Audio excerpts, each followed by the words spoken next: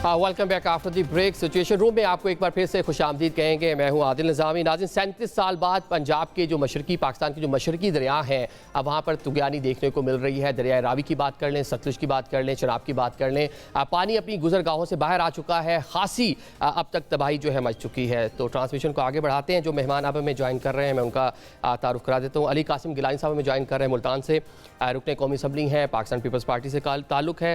मलिक अमीन असलम साहब हमारे साथ मौजूद हैं, साबिक मुशीर है मौसमियाती तब्दीली के हवाले से। हुज़ैफा रहमान साहब स्टेट मिनिस्टर, वो भी हमें कुछ देर में ज्वाइन कर लेंगे। गिलानी साहब, आपसे आगाज़ कर लेते हैं। एक तो पहले बहुत शुक्रिया मोअज़्ज़ज़ मेहमानों का।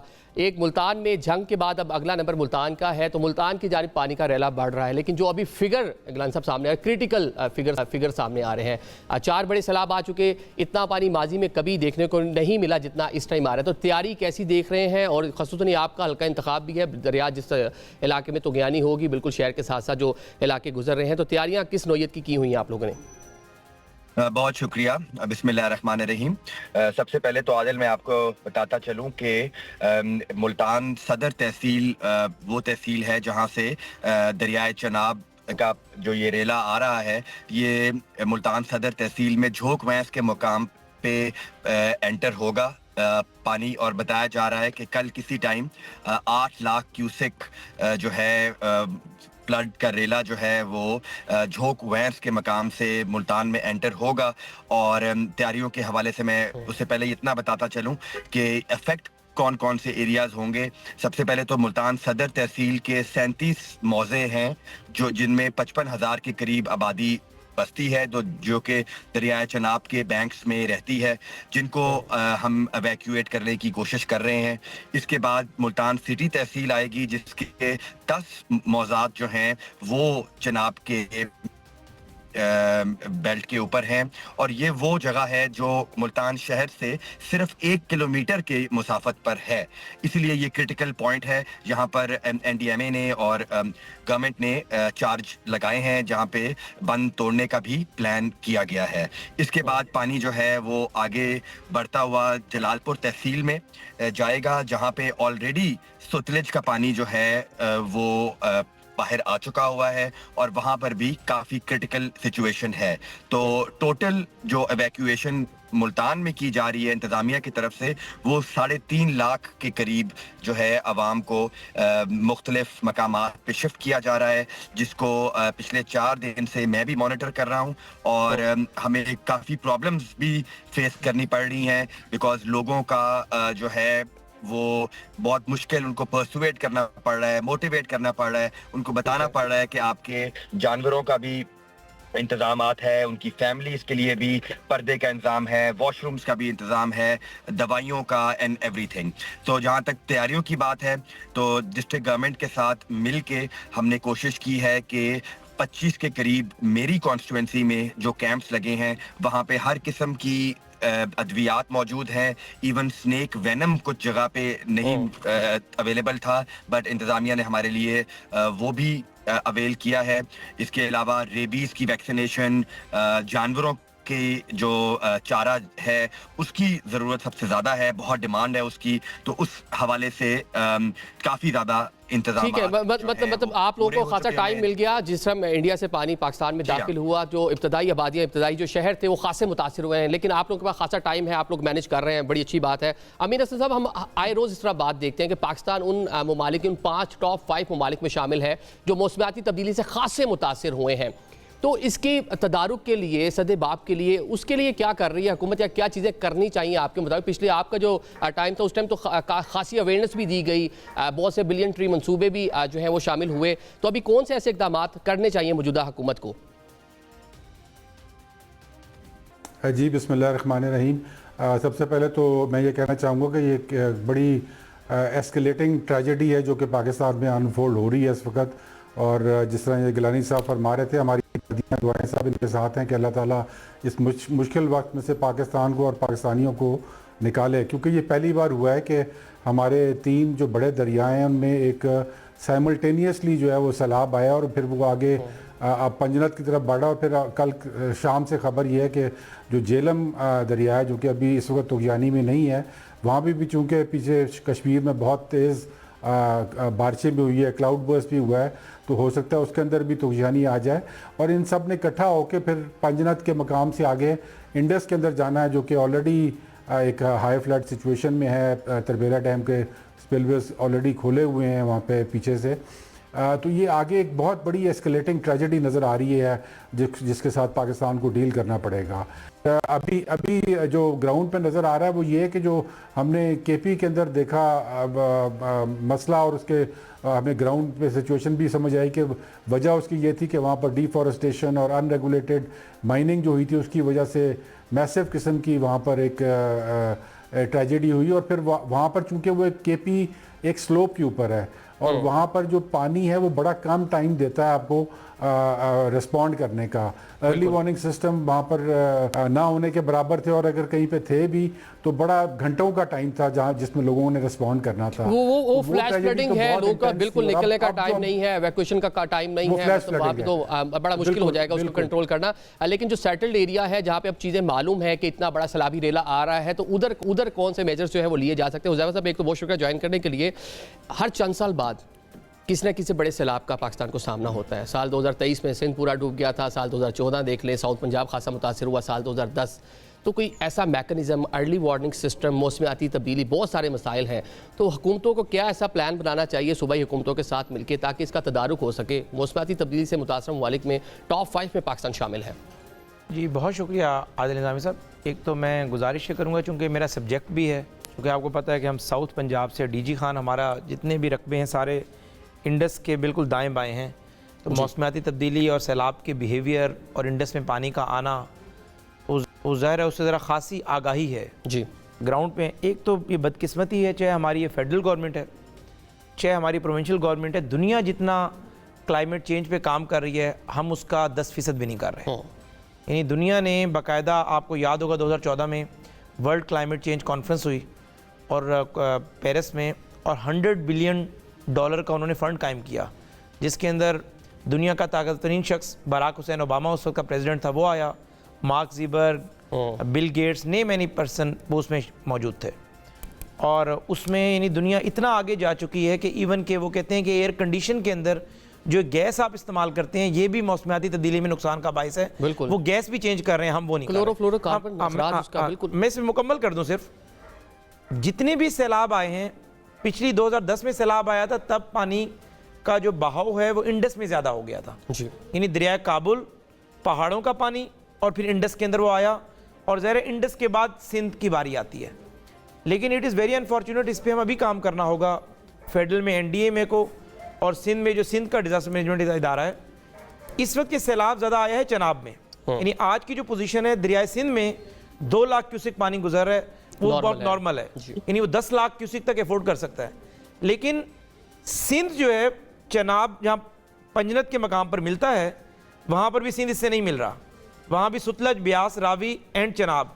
उसके बाद जब वो क्रॉस करेंगे रहीम यार खान और देन कश्मीर के रास्ते दाखिल होंगे गुड्डू से, और फिर सिंध आ जाएगा। यानी 10-12 लाख क्यूसिक पानी वो है, और 2.5-3 लाख आपका अगर सिंध का पानी है तो 14-15 लाख क्यूसिक पानी गुड्डू, सक्कर बैराज, हैदराबाद के बाद फिर वो समंदर में जाएगा। तो मुझे इंतहाई खासी तशवीश है, क्योंकि हमारा दिल ज़ाहिर है सिंध भी हमें उतना ही प्यारा है जितना लाहौर प्यारा है, पाकिस्तान प्यारा है पाकिस्तान तो ज़ाहिर है। लेकिन लाहौर का हमें पता नहीं था कि ये हालात आएंगे, क्योंकि इंडिया ने अचानक पानी छोड़ दिया। रावी के अंदर पिछले 35 सालों में इतना पानी कभी नहीं आया। लेकिन ये तो मुझे सामने नज़र आ रहा है कि हम कुछ कर भी नहीं सकते, लेकिन ज़ाहिर है कुदरती आफात से आप बेहतर हफाजती इक़दाम कर उसके नुकसान का अंदेशा कम कर सकते हैं जी। तो ये जो सिंध में जो अल्लाह ना करे कोई तबाही आए, लेकिन मेरे ख्याल से अंदरूनी सिंध का मुतासर होने का बड़ा खदशा है। और अब हमें जो पंजाब ने तो जो आफत झेलनी थी वो झेल ली, आज या कल मेरे ख्याल से अलीपुर के नज़दीक से भी गुजर जाएगा। अलीपुर के पास जो तहसील अलीपुर है और शहर सुल्तान एक छोटा सा कस्बा है, उनके मुतासर होने का शदीद खदशा है। लेकिन उसके बाद जो है वो सिंध जो है बिल्कुल अलीपुर, शहर सुल्तान, बल्कि जो उसका लेफ्ट बैंक है वहाँ पे आपका जलालपुर पीर वाला है, शुजाबाद के जो इलाके खासे मुतासर होने का खदशा है। गिलानी साहब, एक तो ये बता दें कि मुल्तान अब जो शेर शाह ब्रिज है और हेड मोहम्मद वाला ब्रिज है, ये कितना मैक्सिमम यहाँ से पानी गुजर सकता है? क्योंकि हमने देखा 7-8 लाख क्यूसिक जो माजी में गुजरा था तो खासा नुकसान हुआ था, डिफरेंट ब्रीच पॉइंट बनाए गए थे उस टाइम भी, पीछे 18 हज़ारी जो है वहाँ से ब्रीच किया गया था, इधर जो है मुजफ्फरगढ़ वाली साइड पे भी किया गया, इधर आपके मुल्तान वाली साइड पे भी किया गया। तो अभी कैसे मैनेज करेंगे इतने बड़े पानी को? बहुत शुक्रिया। इसमें इस तरह है कि 2 पॉइंट्स जो हैं वो इरिगेशन डिपार्टमेंट ने आइडेंटिफाई किए हैं। इनमें से एक जो है वो हेड मोहम्मद वाला ब्रिज से 1 किलोमीटर पहले एक ब्लास्ट करके उन्होंने बंद तोड़ने का मंसूबा बनाया है, और बताया ये जाता है कि आज रात को ये फैसला किया जाएगा कि वो बंद तोड़ना किस टाइम पे है। और सेकंड पॉइंट जो है वो शेरशाह का पॉइंट है जिस पे उन्होंने चार्जेस लगाए हैं। बट ये वो 2 पॉइंट्स हैं जो मुल्तान शहर से बहुत ही करीब हैं। तो अगर खुदा ना खास्ता यहाँ पर कहीं टाइमिंग आगे पीछे हो जाए तो उससे बहुत बड़ा खदशा है कि मुल्तान कंटोनमेंट भी पानी वहाँ पे भी एंटर हो सकता है। लेकिन अच्छी बात यह है कि पिछले 4 दिन से इंतज़ामिया के साथ हम सब मिल के अवेयरनेस क्रिएट कर रहे हैं। लोगों को उनके घर जाकर बताया जा रहा है कि आप यहाँ से बाहर निकलें। लेकिन ये जैसे मेरे से पहले जो बात हो रही थी कि पानी ने कल रात को तकरीबन, चूँकि अभी तक त्रिम्मू से हमें खबर नहीं आई कि वहाँ से पानी आना शुरू हुआ है, तो त्रिम्मू से 30 घंटा का टाइम लगेगा जब मुल्तान से पानी क्रॉस करेगा। तो हमें ये लगता है कि 3 या 4 सितंबर तक पानी जो है खैरियत से जो है मुल्तान क्रॉस करेगा। इसमें कुछ चीज़ें ऐसी हैं जो कि इरिगेशन डिपार्टमेंट का अपना मैनुअल है, जाहिर है वो उनका एक पुराना तरीकाकार है, उन्होंने अपने स्ट्रक्चर को प्रोटेक्ट करना है। उसके बाद वो जो है किसी लाइव्स के ऊपर या ज़मीनों को प्रोटेक्शन होगी। लेकिन हम ये उम्मीद कर रहे हैं कि जब 8 लाख क्यूसेक, जो कि पहले कभी नहीं आया, लास्ट फ्लड में भी बताया ये जाता है कि 7 लाख क्यूसेक जो है वो पानी जो है वो दरिया चनाब और हेड मोहम्मद वाला ब्रिज से क्रॉस किया था, तब भी बंद जो है वो तोड़ा गया था। इस दफ़ा भी उसी तरह की तैयारी है बंद तोड़ने की। लेकिन जो ज़्यादा क्रिटिकल चीज़ है वो जो पानी दरिया रावी से आ रहा है, उसने ये त्रिम्मू से पहले जो है वो दरिया चनाब में जब शामिल होगा तो ये कबीर वाला के मुकाम के ऊपर, खानेवाल कबीर वाला के पास ये दरिया चनाब के साथ बिल्कुल ये पानी मिलेगा, और ये 2-2.5 लाख क्यूसिक उसको भी ऐड कर लें तो ये एक बड़ा जो है फिगर बन जाएगा। तो ये एक बहुत क्रिटिकल चीज़ है। मैं आपकी वसादत से ये फेडरल गवर्नमेंट से भी और प्रोविंशियल गवर्नमेंट से भी ये रिक्वेस्ट करना चाहता हूँ कि हमें यहाँ पे टेंट्स की शदीद शॉर्टेज है, और लोगों को 3 लाख के करीब लोगों को डिस्प्लेस करेगा ये फ्लड। तो जो पॉइंट्स पे भी टेंट्स मौजूद हैं उनकी तादाद बहुत कम है। हमने NDMA को भी लिखा है कि आप हमें at least 2000 more tents are required in Multan. तो मैं ये भी रिक्वेस्ट करूंगा कि हमें कुछ टेंटों की ज़रूरत पड़ेगी। बाकी इसके अलावा NGOs काफ़ी मुतहरक हो गई हैं। मुझे बहुत खुशी हुई मुख्तलिफ कैंप्स पे विज़िट करते हुए। एक अल खिदमत फाउंडेशन है, वो उनकी भी लोग वहाँ मौजूद थे। इसके अलावा जो मदनी चैनल है उनकी एक अपनी जमात है, वो भी खाना डिस्ट्रीब्यूट कर रहे हैं। मुख्तलिफ और NGOs भी हैं। मतलब कि पूरी कौम अब देख रहे हैं कि एक मुश्किल की घड़ी है अपने भाइयों की, कह लें कि उनकी बेहतरी के लिए, उनको इस मुश्किल आफत से बचाने के लिए मतलब एक यकजा नज़र आ रहे हैं, कोऑपरेट करते हुए नज़र आ रहे हैं। और बड़ी अच्छी आपने बात की कि सारे लोग मिलकर काम कर रहे हैं, और ये भी अच्छा किया कि आपने आइडेंटिफाई कर दिया किन किन चीज़ों की ज़रूरत है। जो नाज़रीन हमारे सुन रहे हैं ये चीज़ें, क्योंकि सारे हमारे जो पाकिस्तानी भाई हैं मुश्किल में है, तो मिलकर हमने इस मुश्किल से निकलना है। तो जो चीज़ें रिक्वायर्ड है वहाँ पर गिलानी साहब ने उनको भी जो है उनकी तरफ इशारा कर दिया। अमीन असम साहब, ये हर चंद साल बाद का मामला जिस हम डिस्कस कर रहे हैं, सूबों को मिलकर, वफाक को मिलकर एक प्रॉपर लाएअमल बनाने की ज़रूरत नहीं है, ताकि एक तो इसके सदेबाब की जानिब बढ़ सकें, और दूसरा ऑल्दो NDMA मौजूद है, PDMAs मौजूद हैं, लेकिन फिलहाल ग्राउंड पर हम जो देख रहे हैं कि KPK में जो मामला हुआ, KPK गवर्नमेंट ही वहाँ पर लीड करती रही। अब जो पंजाब में मामला है, पंजाब हुकूमत ही उधर सारी चीज़ अपने वसाइल को बुरुएकार लाते हुए मसाइल से निकलने की कोशिश करी है। कोई मिलकर कोई एक मैकेनिज्म बन सके कि कहीं आफत है, मिलकर वहाँ पर काम किया जा सके। बिल्कुल, ये बहुत ज़रूरी है। और जिस तरह अभी ये फरमा रहे थे कि नेचर ऑफ चैलेंज जो है वो पंजाब में अब जब ये सेटल्ड एरिया में आया तो ये एक डिफरेंट किस्म का चैलेंज है कि यहाँ पर पानी की गुजरगाह जो है, पानी ने रास्ता अपना खुद बना लिया है। जहाँ पर लोगों ने कब्ज़े किए हुए थे वो कब्ज़ा पानी ने खुद छुड़वाया है अपना। और उसके बाद अब जो आगे चैलेंज है वो जब ये पानी का रेला गुजर जाएगा उससे उस वक्त सबसे बड़ा चैलेंज आएगा कि ये लोग जो एक मैसिव डिस्प्लेसमेंट हुई है, जो ये क्लाइमेट रेफ्यूजीज हैं, इनकी किस किस तरीके से देखभाल की जाएगी, इनकी रिहेबिलिटेशन कैसे होनी है, इनकी जो टूटे हुए मकान हैं उनकी रिकन्स्ट्रक्शन कैसे होनी है, और वो बहुत बड़ा चैलेंज है पाकिस्तान के लिए। और मैं समझता हूँ जो आप फरमा रहे हैं बिल्कुल दुरुस्त है कि हमें इसके ऊपर एक कंप्लीट पॉलिटिकल कंसेंसस की ज़रूरत है। और मैं तो ये भी समझता हूँ कि हमें पाकिस्तान को एक क्लाइमेट इमरजेंसी लॉन्च अनाउंस कर देनी चाहिए फॉर द नेक्स्ट 2 years और 3 years, जिसके अंदर ये पॉलिटिकल कंसेंसस भी और जो प्लान्स और स्ट्रेटजीज ग्राउंड पे बने हुए हैं, ये कोई नए प्लान नहीं है जो बनाने हैं आपने, ये सब बने हुए हैं, पड़े हुए हैं। आप जाएंगे मिनिस्ट्रियों के शेल्फों पे पड़े होंगे ये प्लान, उनको मिलकर उसको ओन करें और उसको इम्प्लीमेंट करें, उसके लिए बजट में एलोकेशंस करें। अगर आप देखें तो ये एक इतनी बड़ी रहमत है जो हमारे सामने से गुजर रही है, ये पानी, ये स्वीट वाटर है सारा जो कि गुजर के जा रहा है सामने से, इसको हमने अपने लिए एक जहमत बना लिया है। जबकि हमें चाहिए कि हम डैम्स के ऊपर अपने ज़्यादा फंडिंग करें। इस साल बजट में 30% डैम्स की एलोकेशन में कमी की गई है, हमें उसको बढ़ाने की जरूरत थी। इसी तरह जो बल्कि वो एक कालाबाग डैम एक कन्फ्लिक्टेड एक चीज, हर बार हम उसी को ले आते हैं। कुछ नई जगह देख लें, कोई नए छोटे डैम्स बना लें, तो जो मुतनाज़ चीजें उनसे हटकर भी चीजें हो सकती हैं। बिल्कुल बिल्कुल ऐसे ही है बिल्कुल। और एक बड़ा अच्छा प्रोजेक्ट है रिचार्ज पाकिस्तान के नाम से, जिसके अंदर जो हमारे डीजी खान से भाई बात कर रहे थे, जो आज वहाँ पर जो उनके हिल टॉरेंट्स आ रहे हैं उसको कैप्चर करने का वो प्रोजेक्ट था। और जो इसी तरह जो ये साउथ ऑफ तरबेला जब ये पानी का रेला गुजर रहा होता है तो तकरीबन 14 ऐसे वेटलैंड्स हैं left and right bank of the Indus जहाँ पर ये पानी को डाइवर्ट किया जा सकता है ताकि वो नेचुरली स्टोर हो जाए और फिर ग्राउंड वाटर को रिचार्ज करे। उसके लिए गवर्नमेंट ने अपने जो फेडरल फ्लड प्लान था 2023 में बनाया गया था, उसके अंदर एलोकेशन भी की थी, लेकिन फिर पैसे नहीं रखाए गए, उसके पैसे उसके रिलीज़ नहीं किया गया। तो आई थिंक ये वो प्रायोरिटीज़ हैं जो कि गवर्नमेंट को अपने फोकस में रखने की ज़रूरत है। और उसके लिए उसी के लिए मैं समझता हूँ कि क्लाइमेट इमरजेंसी लॉन्च की जाए और उसके साथ फिर 3 साल तक उसको कंप्लीट फोकस में रखा जाए। ये ना कि डिजास्टर। यहाँ पे जब हम प्लानिंग की हम बात करते हैं, साल 2008 में सीएम पंजाब थे मियां शहबाज शरीफ साहब, उन्होंने रूडा के हवाले से जो रिकमेंडेशन मांगी एक फ्रांसीसी कंपनी से, और बताया गया कि बड़ा ये हॉरिबल होगा, नहीं करना चाहिए, तो उसको दाखिले दफ्तर कर दिया गया। आप लोगों की गवर्नमेंट उसी मंसूबे को लेकर आगे चलती है। आज लाहौर में उसकी वजह से खासा नुकसान देखने को मिल रहा है। माजी में तो मियां साहब उसके खिलाफ थे, लेकिन अब नून लीग की जो पंजाब में हुकूमत है वो उसको प्रोटेक्ट भी कर रही है, बल्कि आगे चलाने का इरादा भी रखती है। तो एक संगीन नोयत की जो गलती हुई आपके दौरे हुकूमत में, नहीं होनी चाहिए थी?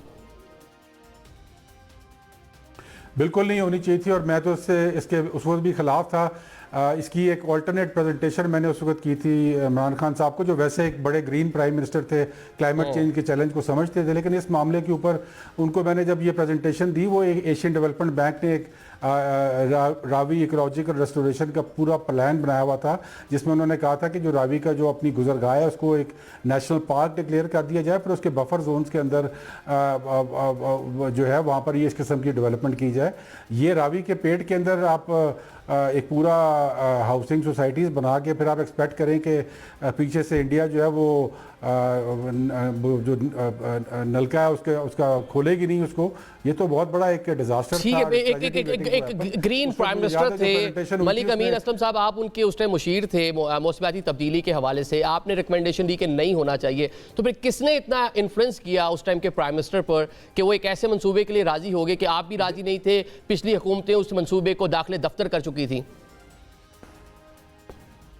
देखिए, मुझे तो फिर जब वो प्रेजेंटेशन हुई और फिर मैंने उसकी अपोजिशन की, तो फिर मुझे उस कमेटी से निकाल दिया गया था। जो प्रेजेंटेशन इसकी ऑल्टरनेट दी गई थी, जो रूडा की प्रेजेंटेशन थी, वो तो लगता था कि कोई ऐसी कोई अजीब तौर की थी कि उसमें ये बताया गया, और वो उस वक्त के ब्यूरोक्रेट्स ये प्रेजेंटेशंस कर रहे थे कि हम 2 जो हैं बहुत बड़े बराजेस बना देंगे अपस्ट्रीम ऑफ ये रिवर रावी ना। आज तक वो बराज बने। उसके बाद ये था कि जी मीलों तक हम इसकी लाइनिंग करेंगे दोनों साइड पे, जिसमें रावी को टेम कर देंगे। तो दरिया तो टेम नहीं होते, जब दरिया तो अपना रास्ता खुद बनाते हैं। जब हम दरिया के रास्ते में आएंगे तो दरिया रास्ता खुद बनाएगा। और आपने देखा कि ये 78 सालों के अंदर अगर पाकिस्तान में किसी ने अपना कब्जा छुड़वाया है तो वो दरियाए रावी है। वो तो सबके सामने है कि जब उसके रास्ते को काबिज करने की कोशिश की गई तो उसने अपना रास्ता आज छुड़वा लिया है।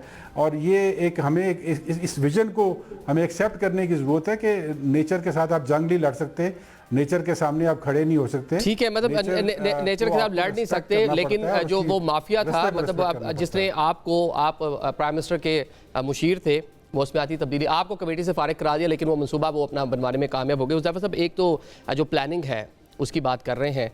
माजी में मुस्लिम लीग नून हुकूमत एक और मौक़िफ़ था उस प्रोजेक्ट पे, आज एक दूसरा मौक़िफ़ है, लेकिन वो प्रोजेक्ट है क्या वो हम मीडिया भी देख रहे हैं, सोशल मीडिया भी देख रहे हैं, ग्राउंड पे भी जाके सूरत हाल वहाँ पे देखी कि किस तरह लोगों का अरबों रुपये का नुकसान हो गया उसकी वजह से।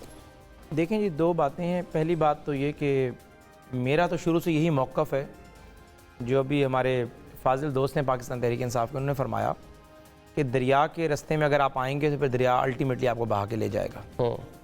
और जो रूडा का मॉडल जब शहबाज साहब चीफ मिनिस्टर थे तब पेश किया गया था, रावी अर्बन डेवलपमेंट अथॉरिटी का, तो उसमें यही था कि दरिया के लिए हमेशा गाइड बंद हुआ करते हैं। जहाँ पर आप दरिया का पुल बनाते हैं, आमतौर पर तो दरिया की चौड़ाई, दरिया सिंध की चौड़ाई कुछ 40 किलोमीटर है, कहीं पर कहीं 50 किलोमीटर है जी। लेकिन रावी या चनाब, इन छोटे दरियाओं की चौड़ाई फिर भी 2-2, 4-4, 5-5 किलोमीटर कहीं हो जाती है। तो गाइड बंद का मकसद ये होता है कि दरिया उस 1 किलोमीटर के पुल के नीचे से गुजर जाए। तो इसका कंसेप्ट ये था कि 26 या 27 किलोमीटर तवील एक गाइड बंद बनाया जाए, ताकि अगर दरिया रावी में ज़्यादा पानी आ भी जाए तो कम अज़ कम वो कंक्रीट का गाइड बंद जो है पानी को फैलने ना दे। लेकिन मैं इस मॉडल के भी खिलाफ हूँ। देखें, ये हिंदुस्तान ने, मैं कोई इल्ज़ाम नहीं लगाऊंगा, हिंदुस्तान हमारा रिवायती हरीफ है जी, जो बदमाशी करते हुए अलहदा, लेकिन एक कुदरती आफत आई है। इस मरतबा कुदरती आफत का पानी आया, लेकिन अब उन्हें ये चस्का लग जाएगा, उन्हें पता चल जाएगा कि इन्हें फिक्स करने का क्या तरीका है, सरकार पर बोझ डालने का, पाकिस्तान को अंगेज करने का। पाकिस्तान की ज़ाहिर है अगर आवाम 2, 4, 5 करोड़ सड़कों पर होगी तो सरकार अंगेज होगी ना, हमारे वसाइल खर्च होंगे, तो ये पानी बार बार भी छोड़ा जा सकता है। तो इसके अंदर सूरत हाल फिर दो होगी मुस्तकबिल में, अगर रूडा बन जाता है और हम वो 26-27 किलोमीटर वाला कंक्रीट का गाइड बंद भी बना देते हैं कि एक तरफ अगर पानी की तादाद ज्यादा हो गई, मिकदार ज्यादा हो गई, या फिर आप रूडा को कुर्बान करेंगे या लाहौर शहर को कुर्बान करेंगे, क्योंकि आप दरिया का पेट छोटा कर रहे हैं। बिल्कुल, ये साबित किया दरिया ने कि मुझे गाइड बंद भी दे दें, अगर मेरा पेट छोटा होगा तो फिर मैं पेट चीर के निकल जाऊंगा। ठीक है, मतलब आपकी बातों से लग रहा है कि वफाकी हुकूमत आज भी आप भी। अच्छा, मैं मुकम्मल कर रहा हूं सिर्फ 60 सेकंड में जी। ये प्रोजेक्ट फिर नहीं चल सका। एक ब्रेक 60 सेकंड, अगर ये बड़ा अहम इशू है, मैं तफसीली बात करने की बता दूं कि रूडा चला कैसे आगे। 4 साल में क्या हुआ, ये हुआ ये कि रूडा को 2018 तक किसी ने हाथ नहीं लगाया। 2018 से 2022 तक फिर निगरान दौर था मोहसिन नकवी साहब का। ये रूडा इतना आगे चला गया, किसी भी सूबाई हुकूमत के लिए अंडू करना नामुमकिन था। ये सारे कॉन्ट्रैक्ट्स दिए जा चुके थे। मेट्रो सिटी का कॉन्ट्रैक्ट निगरान दौर में हुआ, उससे पहले अलीम खान साहब को जितना भी अवार्ड हुआ वो पीटीआई दौरे हुकूमत में हुआ। तो ये सारी चीजें इतना आगे जा चुकी थी कि किसी भी सूबाई हुकूमत के लिए या तो इतना बड़ा तूफान आता, ये जो अभी सैलाब आया है, अब हम इसे अंडू कर सकते हैं, लेकिन तब अंडू करते ये सारे लोग लिटिगेशन में होते, यही कोर्टें रिलीफ दे रही होती। हाई कोर्ट ने इसको रोका था, सुप्रीम कोर्ट ने इसको टर्न डाउन कर दिया था। चलें, वो जो रिलीफ देना था, लेकिन जो तबाही है वो आपके सामने। चलें, अभी एक बढ़ेंगे, कासिम गिलानी साहब को और मलिक अमीन साहब का हम शुक्रिया अदा करेंगे और ब्रेक के बाद इसी मौजूद पर मजीद बात करेंगे।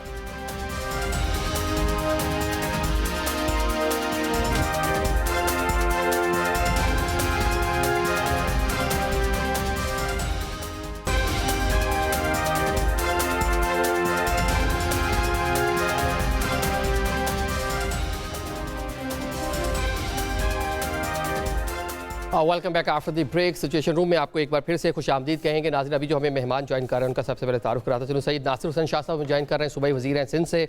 मुजम्मिल सोहरवर्दी साहब सीनियर जर्नलिस्ट हैं, एनालिस्ट हैं, लाहौर से हमें ज्वाइन कर रहे हैं। बहुत शुक्रिया आप दोनों मौजूद मेहमानों का भी। शाह साहब, आपसे आगाज़ कर लेते हैं।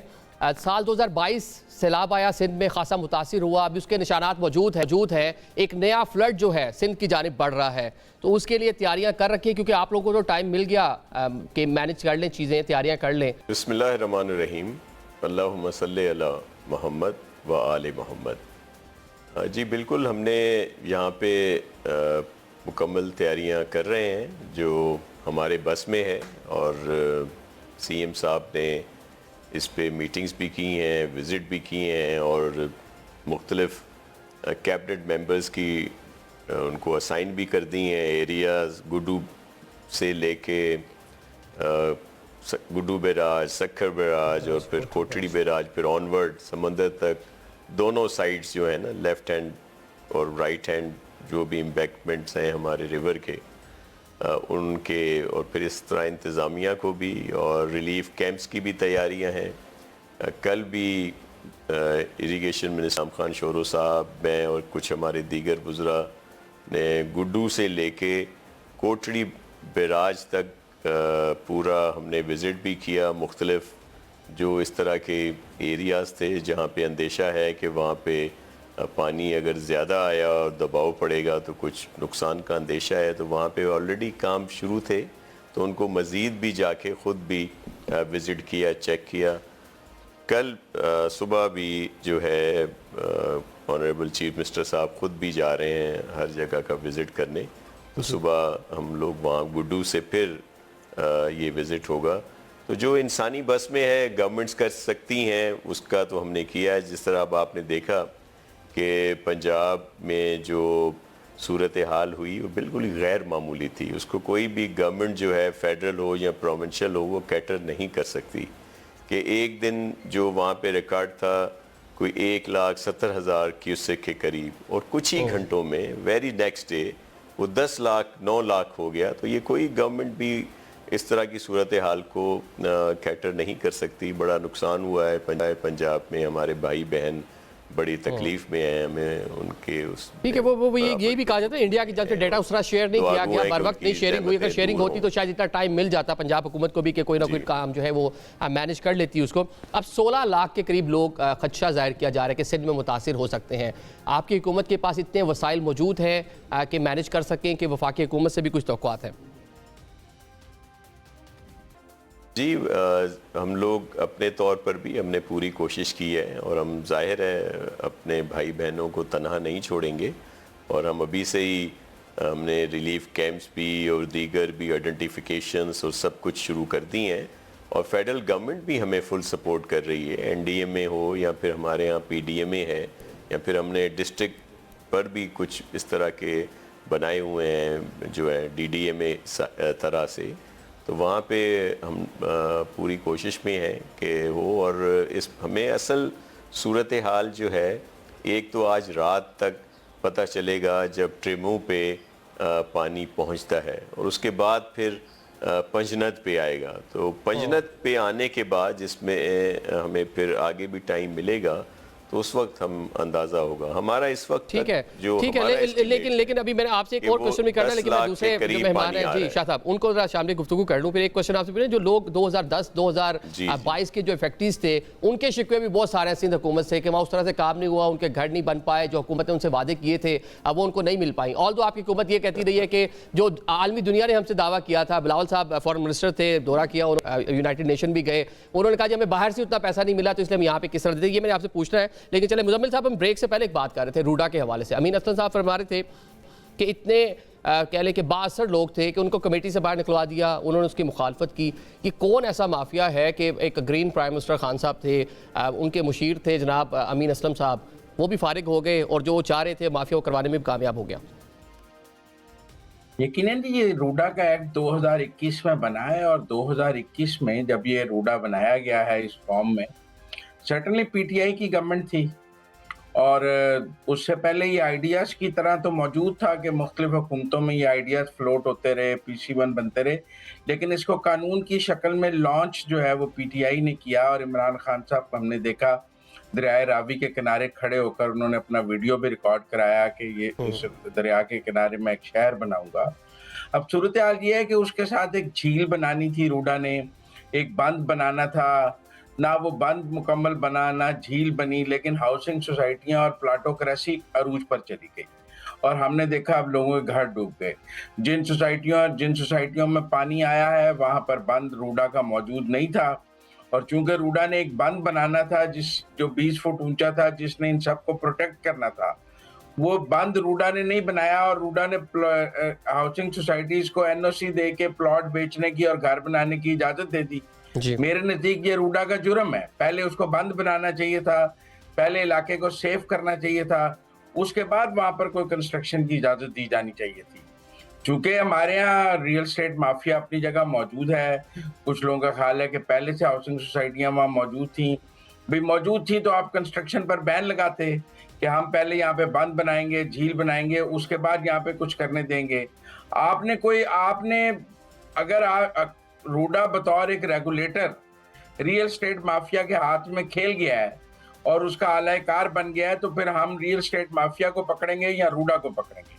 मेरे नजदीक तो रूडा को पकड़ा जाएगा ना, क्योंकि रेगुलेटर को पकड़ना है, जिसने इजाजत दी, जिसके पास एनओसी है, वो कहेगा मुझे सरकार ने इजाजत दी, मैंने कर लिया काम। सवाल तो ये है कि इजाजत किसने दी और क्यों दी और कैसे दी।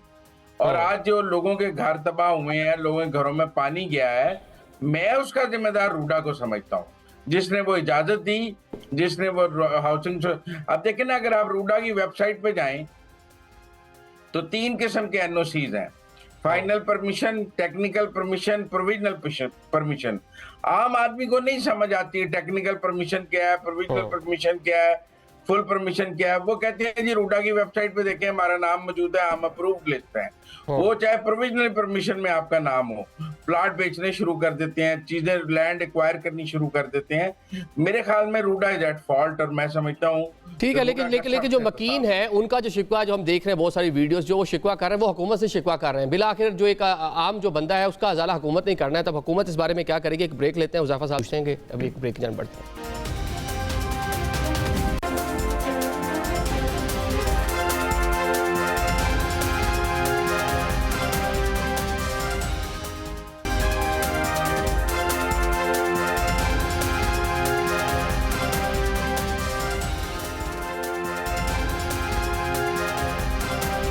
Welcome back after the break. Transmission में आपको एक बार फिर से खुशामदीद कहेंगे। ब्रेक से पहले हम रूडा के हवाले से बात कर रहे थे और जो वहाँ पे इलीगल कह लें या दरिया के बेट के अंदर सोसाइटीज़ बनी हैं उस पर बात करते हैं। हुज़ैफा साहब, अब क्या हो सकता है?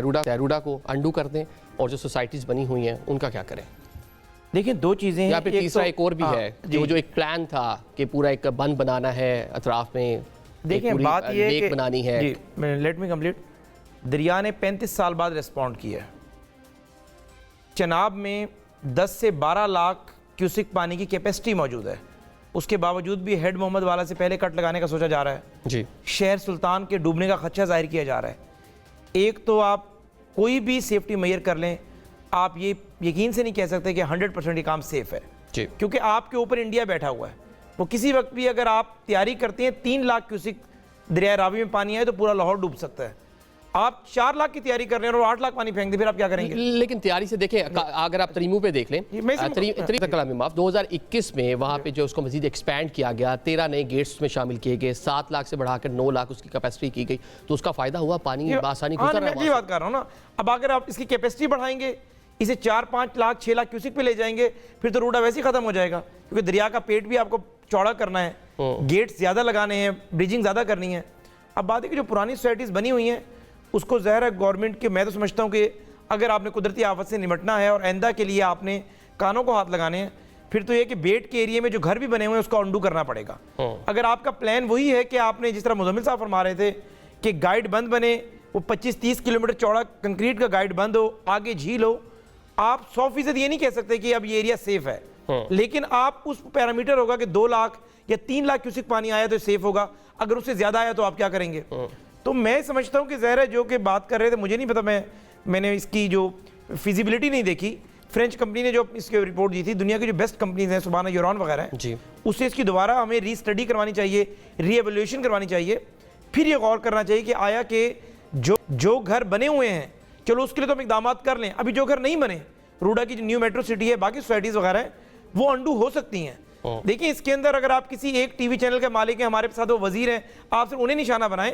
रूडा ने यहाँ पर लोगों से 100 अरब रुपए लिए, रूडा ने पुल क्यों नहीं बना कर दिए, बंद क्यों नहीं बनाए? रूडा इसमें जिम्मेदार है, ठीक है। अगर न्यू मेट्रो सिटी ने प्लॉट बेचे हैं, 50 अरब रुपए की सेल की है, तो उसमें से उसने 25% रूडा को पे की है।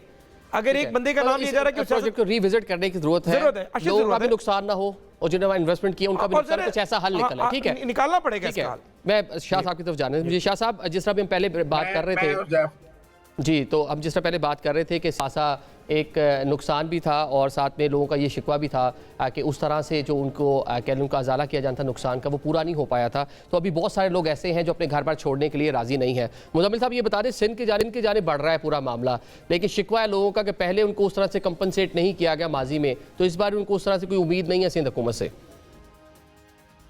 नहीं, खैर लाखों घर बने भी हैं, मैं ये तो नहीं कह सकता कुछ भी नहीं हुआ। अगर 100% लोगों को नहीं भी अकोमोडेट किया गया तो मैंने खुद देखे हैं सिंध में जाकर, घर बने भी हैं, लाखों घर, मैंने कोई हजारों घर मैंने खुद भी देखे हैं। बजाय इसके कि मैं कहूँ कि वहाँ कोई काम नहीं हुआ, आप भी जाएं तो हजारों घर, लाखों घर वहाँ बने भी हैं। ठीक है, 21 लाख घर नहीं बन सके और सारे पैसे नहीं मिल सके हैं, लेकिन अगर 3, 4, 5 लाख घर बने भी हैं तो वो भी एक किसी गवर्नमेंट का एक क्रेडिट है कि उसने लोगों को ग्रांट से ना कर्जा दिया है ना कुछ दिया है और कुछ 5 लाख घर बनाए हैं। लेकिन हुकूमत सिंध को अपने किसी मौक़िफ़ पर नजरसानी भी करनी पड़ेगी। हाँ, अब ये सैलाब अगले साल 22% ज्यादा बारिशें होनी है, ज्यादा पानी आएगा, तो टेक्निकली इनके अपने लीडर कहते हैं कि ज्यादा बारिश होती है तो ज्यादा पानी आता है। तो अब उस ज्यादा पानी को हैंडल करने के लिए सिंध को कोई ना कोई स्ट्रेटेजी तो बनानी पड़ेगी। ठीक है, ठीक हो गया, आपका पॉइंट आ गया। शाह साहब, ज्यादा पानी आ रहा है, बारिशें बहुत ज्यादा हो गई हैं, पानी भी बहुत ज्यादा आ रहा है आपकी जानिब, तो एक तो वो शिकवा लोग डिस्प्लेस होने को तैयार नहीं है, माजी के कुछ शिकवे भी हैं उनके, क्या रिस्पॉन्ड करेंगे इस पे? जी देखें, इनफरादी तौर पर अगर किसी ने 1, 2, 4 लोगों ने किसी से जाके जिस तरह एक होता है तरीक़ाकार कि किसी से बुलवा लिया, यहाँ पे हमने अपने भाई बहनों को बिल्कुल तन्हा नहीं छोड़ा। और ये एक रिकॉर्ड है कि उस वक्त भी जब सब परेशानी में थे, हर जगह पे कुक्ड फूड पहुँचाया गया और जो उनकी इश्यूज़ थे उनको हल करने की कोशिश की गई। और दुनिया का ये एक वाहिद प्रोजेक्ट है, 21 लाख घर जो हम बना के दे रहे हैं, और हमें कहीं से इमदाद मिलती है, लोन मिलता है, नहीं मिलता, हमने अपने तौर पर भी, लेकिन हम बहुत शुक्रगुजार हैं कि उसमें वफाकी गवर्नमेंट ने भी हमें कुछ सपोर्ट किया, और वर्ल्ड बैंक और दीगर इदारे, और वो ऐसा ट्रांसपेरेंट प्रोग्राम है जो अपनी जगह पे मौजूद है। इस वक्त तक 8 लाख घर मुकम्मल हो चुके हैं और बाकियों पे काम जारी है। और फिर जो दूसरी बात है कि चेयरमैन बिलावल भुट्टो जरदारी साहब उन सबको मालकाना हुकूक भी दे रहे हैं और वो ख़वातीन को एम्पावर कर रहे हैं कि वो जो सनद है, वो जो उनको दिया जा रहा है मालकाना हुकूक, वो उस घर की जो हमारी बहन है, माँ है या बेटी है, उसके नाम पे किया जा रहा है। ठीक है, मतलब ये चंद दिन पहले भी हमने देखा बिलावल साहब जो है वो जो है खवातीन के हवाले करते, साथ जो है एक्सिट लैंड भी है वो भी दी जा रही, बड़ी अच्छी चीज़ है कि खवातीन को एम्पावर कर रहे हैं। अभी हम ट्रांसमिशन में इसके अलावा भी मैं आपको बताऊं कि एक ब्रेक के जाने बढ़ते हैं, ब्रेक के बाद 9 बजे का बुलेटिन है और 10 बजे एक बार फिर से आप हाजिर होंगे। अल्लाह हाफिज़।